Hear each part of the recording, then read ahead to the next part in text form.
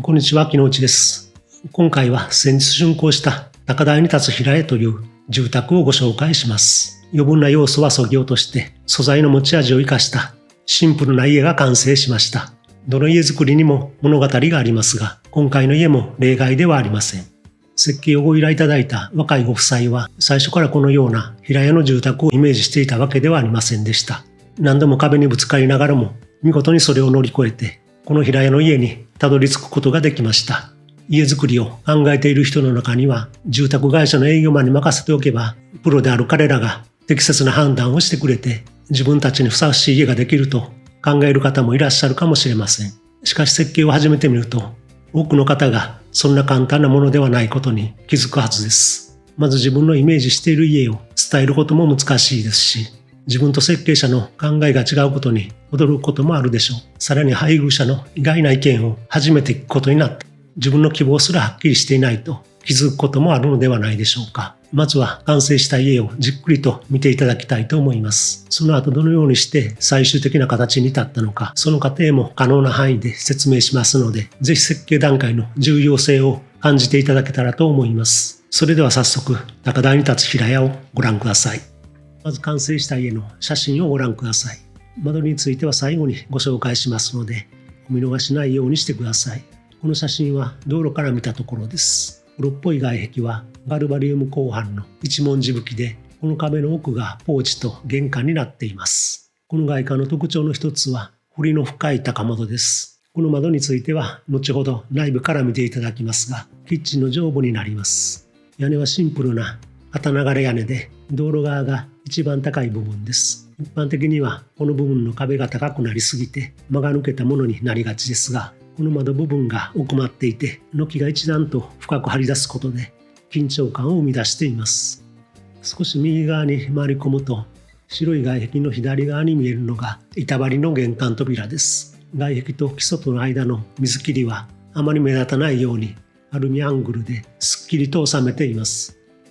アプローチから玄関の前まで進んで振り返ったところです。軒裏もガルバリウム鋼板で拭かれています。植栽の向こうが駐車スペースです。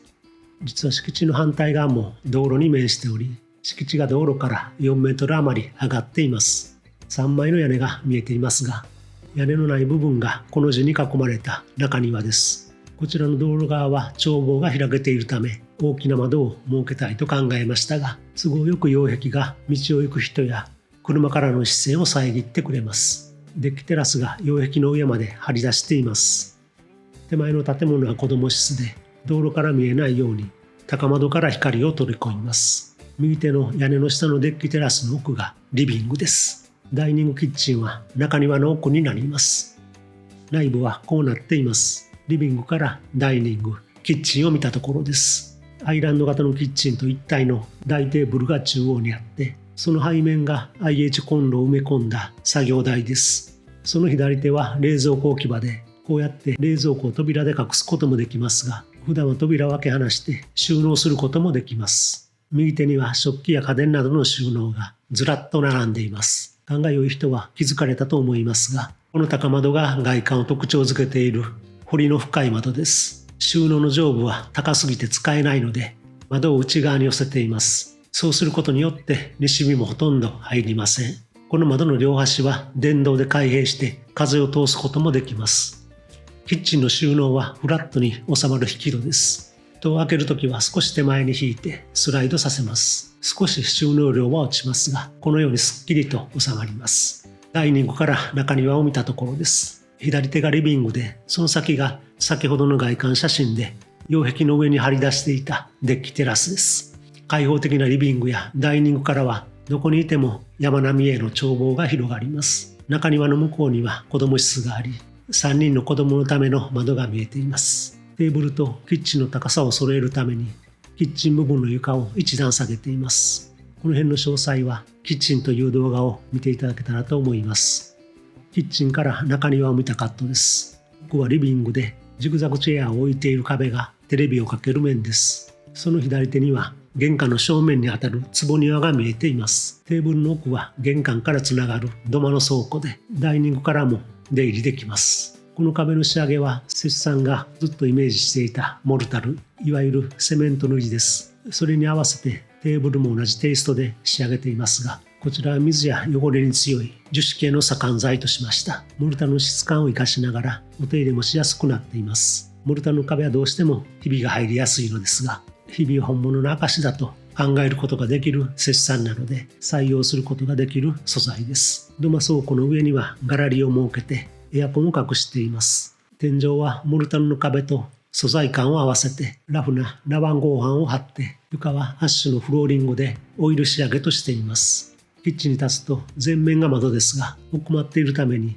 お隣や道路からは見えません。正面の高木はカツラで、フェンスの足元には低価カズラを植えているので、いずれフェンスや擁壁も緑で覆われていきます。右手のモルタルの壁の奥が洗面のスペースです。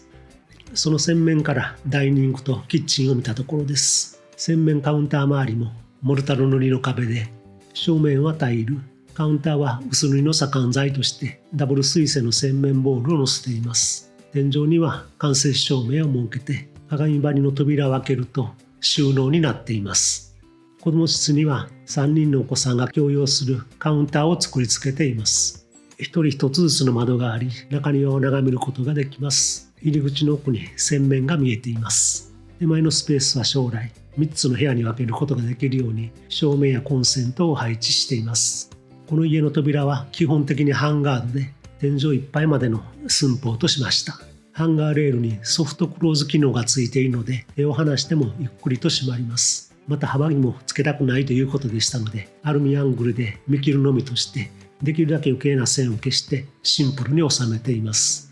そして夜になるとキッチンの上部の間接照明が天井を照らして雰囲気が一変します。この間接照明とリビングのダウンライトは調光ができるので、食事をするときやお酒を飲むときなどシーンによって明るさを調整することができます。まるでレストランやバーにいるような雰囲気を演出して楽しめます。照明スイッチはまとめてキッチン近くの目立たない場所に設けています。ここからほとんどの設備をコントロールすることができます。ダイニングからもデッキと庭へつながります。右奥はリビングからつながるデッキテラスで、こちらは屋根が大きく張り出しているため、夏は日差しを遮って涼を取りながら食事をしたり、鬱陶しい雨の日でさえも楽しめるかもしれません。玄関周りの夕景です。ダイニングの天井が照らされているのが見えます。仕事を終えて帰宅する際に家の明かりが灯っているのを見ると、誰もがホッとするのではないでしょうか。また道路や向かいの家から見えるのは天井だけなので、ブラインドをつける必要もありません。正面の外観です。シンプルな屋根と壁面が照らされています。中央に植えた青玉という香木が右側の駐車スペースと左側のアプローチを分けて柔らかく人を迎えます。まだ植えたばかりですが、すぐに成長して落葉樹なので季節の移ろいを感じさせてくれます。このように敷地の特性を生かして素晴らしい眺望を取り込んだリビングやダイニング、シンプルですがモルタルや木などの素材を生かした質感のある平屋の家が完成しました。続いてこの家の間取りを見ていただこうと思いますが、もちろん最初からこの間取りがパッとできたわけではありません。簡単にですが設計の過程をご説明しますので、ご自身が家づくりに取り込むつもりでその過程を見ていただければ、将来の家づくりの際に必ず役に立つかと思います。この土地を買いたいんだけど問題はないだろうかというのが最初のご相談でした。敷地の2方が道路に面していて、西側の道路は敷地と同じレベルで、もう一方の東側の道路は敷地から4メートル低くなっています。区画整理事業で造成中の宅地でしたので、インフラは問題なさそうでした。家族構成だけを聞いて簡単に間取りを書いてみました。大種高度地区で北側車線は厳しいですが、敷地が広いのでクリアできるし、庭も十分確保できそうだと返事をしました。そうしてすぐに土地を購入されて設計打ち合わせが始まっていきました。最初のプランがこちらです。アプローチから玄関に入るとシューズクロークがあって、正面がゲスト用のゾーンで、バーやカラオケルーム、ゲストルームがあって、居住用のゾーンから独立しています。玄関から LDK に入ると庭に面した位置にリビング、その奥にキッチンと一体の大テーブルを作り付けています。大人数が集まることを想定してダイニングに面して小上がりの畳の間を設けています。キッチンの奥が水回りで、お風呂には露天風呂もしつらえています。2階は省略しますが、寝室や子供室などの個室ゾーンです。この最初のプランでは、バーベキューをしたり、お酒を楽しむことができる家ということで、人を招くということにかなりウエイトが置かれていました。これは玄関からリビングを見たスケッチです。左側がキッチンとテーブルで、右側がバーベキューができる庭です。正面に山並みが見えます。窓を大きく取って日照も十分得られるし、高台になっているのでプライバシーも守られます。まず良いプランになりましたが、より眺望を求めて2階リビングを検討することになりました。それには庭をもっと広く使いたいというご要望も含まれていました。2階にテラスを設けて、外部の階段で庭とつなげると、より外部空間を広げることができます。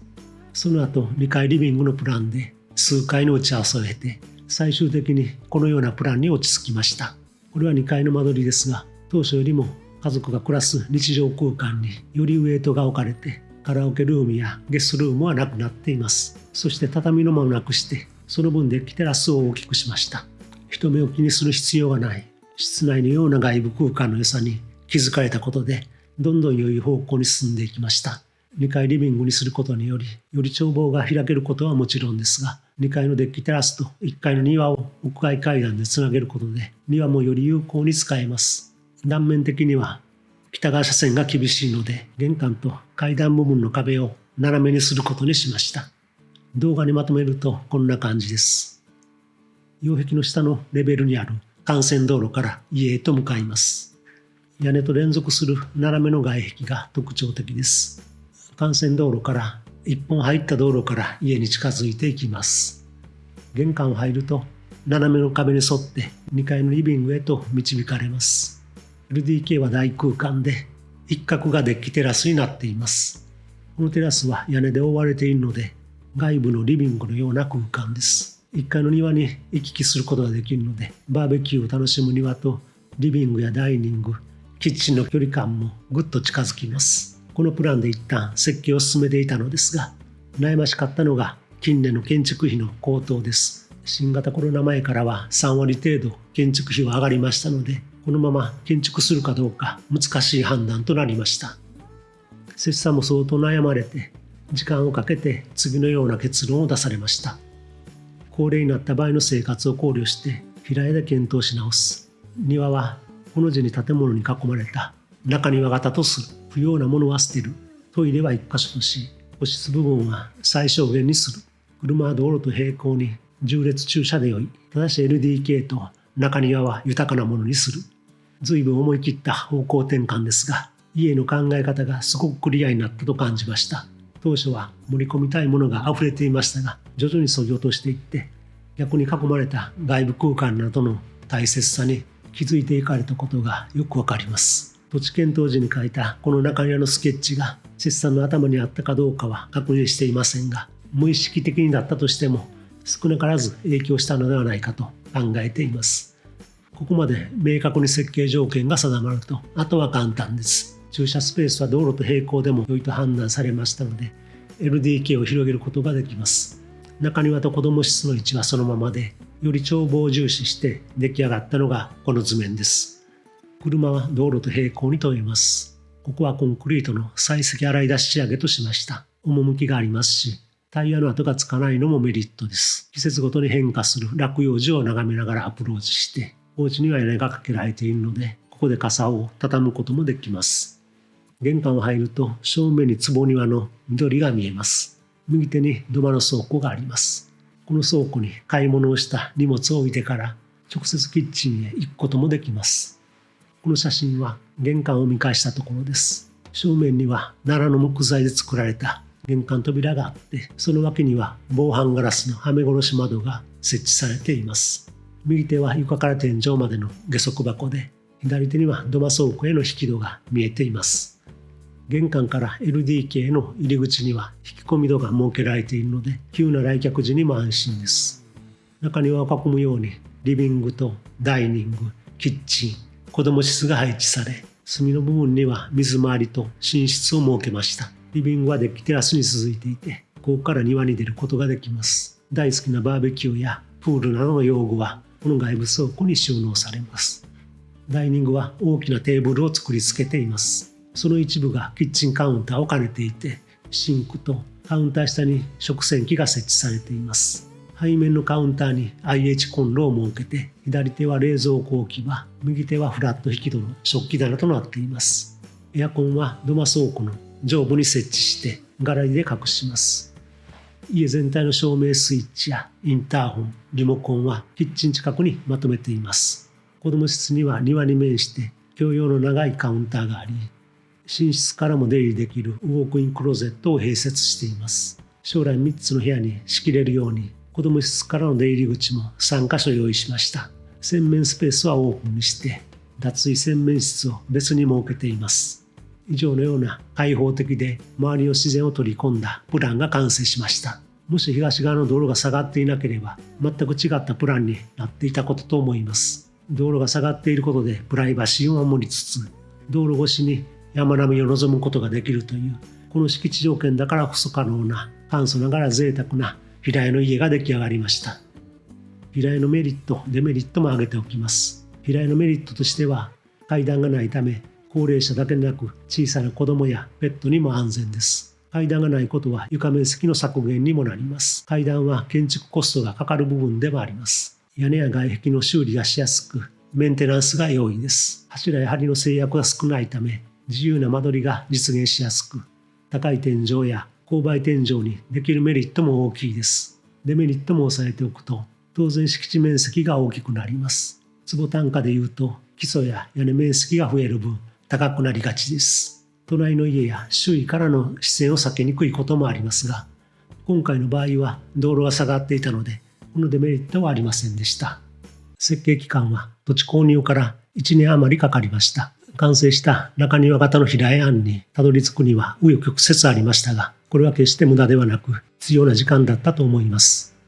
設計者は敷地の生かし方には長けているかもしれませんが、そこに住む摂産の望む暮らしは引き出すことしかできません。もし最初から平屋案で進めていたとしたら、この案にたどり着いたかどうかわかりませんし、今のように満足されていないかもしれません。家を建てようとしている多くの方は、最初から望む家の形がはっきりとしているわけではないかと思います。むしろ設計を進める中で生まれることが多いのではないでしょうか。壁に当たるために真剣に考え、削ぎ落とすものと絶対に守るものを探し出していく、その過程自体に価値があるように思います。時間はかかりますが、その過程を経ることで今後の暮らしが良い方に変わっていくのだとすれば、設計者としてそれ以上の喜びはありません。最後にお知らせがあります。LINE で友達追加していただくと、家づくりのための動画をお送りしています。ほとんどの人は初めての経験ですから、わからないことばかりだと思います。家づくりを始めるにあたって知ってほしいこと、注意してほしいことを無から有を生み出す家づくり講座という動画にまとめましたので、これから家づくりを始める方、始めたけど悩んでいるという方は、ぜひご覧いただければと思います。個別のご相談も受け付けていますので、ご希望がありましたら LINE で動画と一緒にお送りするフォームから申し込んでください。ということで、今回も最後まで見ていただきありがとうございました。もし今回の動画が役に立ったと感じていただけたら、いいねやチャンネル登録していただくととても励みになります。それではまた次回の動画でお会いできることを楽しみにしております。